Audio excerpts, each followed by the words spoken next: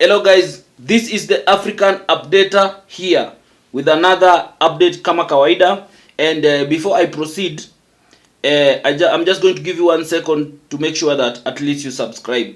Support this channel by just subscribing, and just 1 second, subscribe and hit that notification bell so that you can always get updates vile zinakam, si ndio? So just subscribe.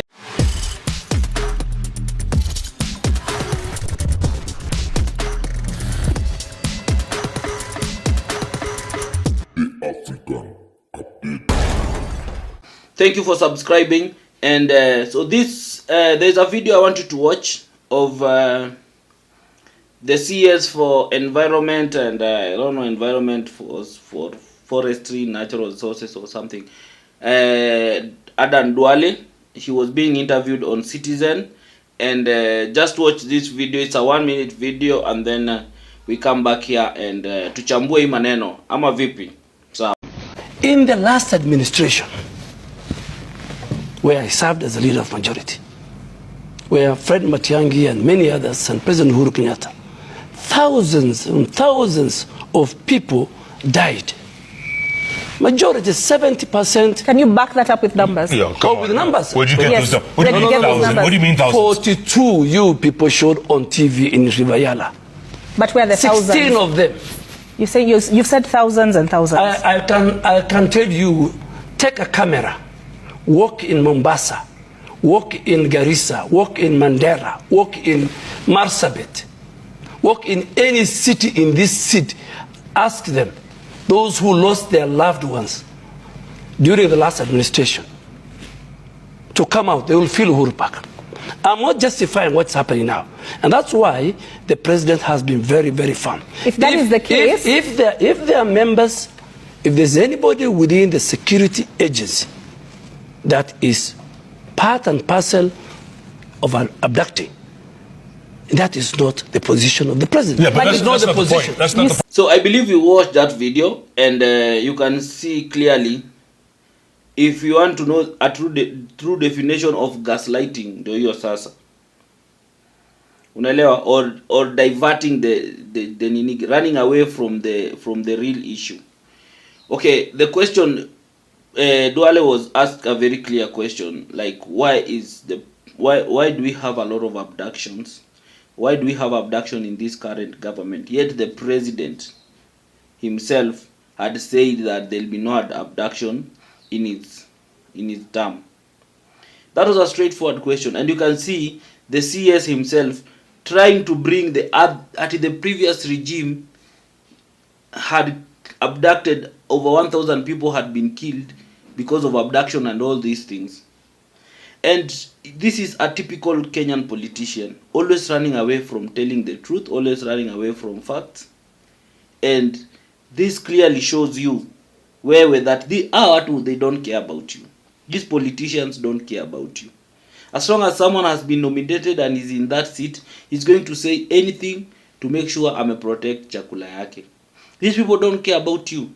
Because why would you say that the previous regime killed over 1,000 people? Anasema paka ati all these people, and if you go to all these places, he has been asked a very simple question: do you have facts? Because you cannot come to the media and say that 1,000 people have been killed in the previous regime, and then unaanza kusema story ya Rivayala. How many bodies were found in Rivayala? You get? And then unasema that if you take people, watu wote wenye watu wao wameuliwa, they will fill UHURU Park. Do you know how big UHURU Park is? So this is a clear fact that these people don't care about you, and they will never care about you. And it is high time you people, you go to the ballot and vote out this nonsense, because they don't care about you. That's the reality. Someone responding to that don't care. It doesn't care even if people die, how many people have been abducted. Because how comes? So you want to tell us that 2 wrongs make a right? Now that okay, let's assume that previous regime they walifanya hivyo.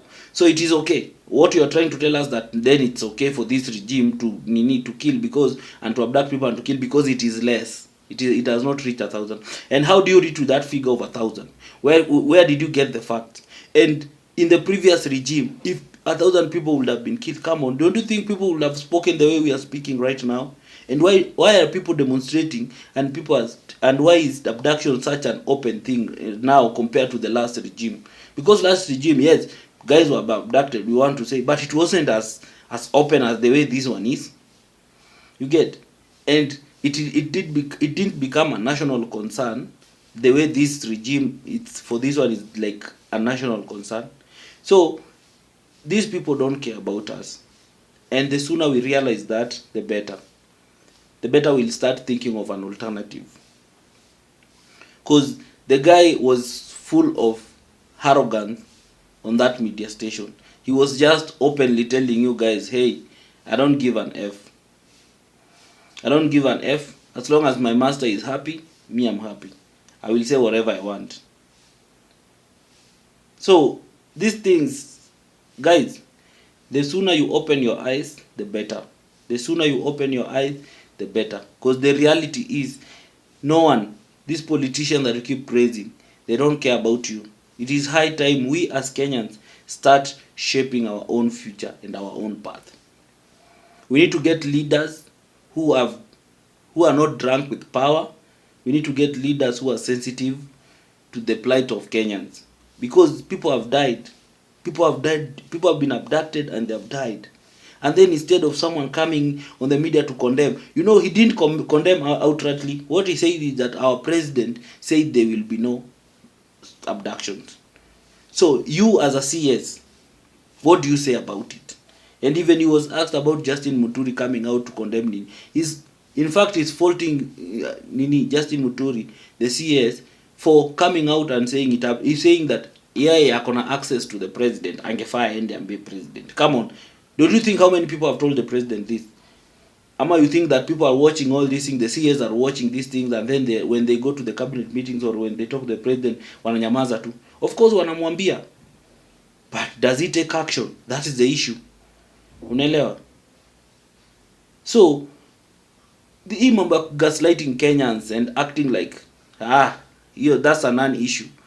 It's okay, it's a non-issue now, but a time will come when it will be a non-issue. And I'm telling you, there will come a leader in this country who will make sure that all of you, hata kama utakuwa 90 and you committed a crime, you will pay for it. A time will come when that leader will come.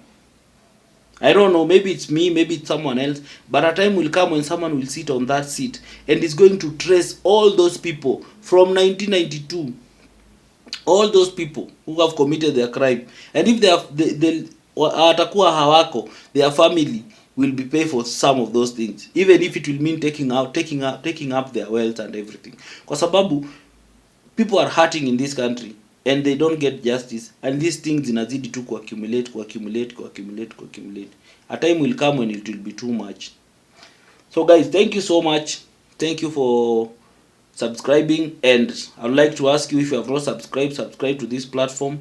Kama kawaida, my work is to update you, and that's why najulikana kama the African Updater.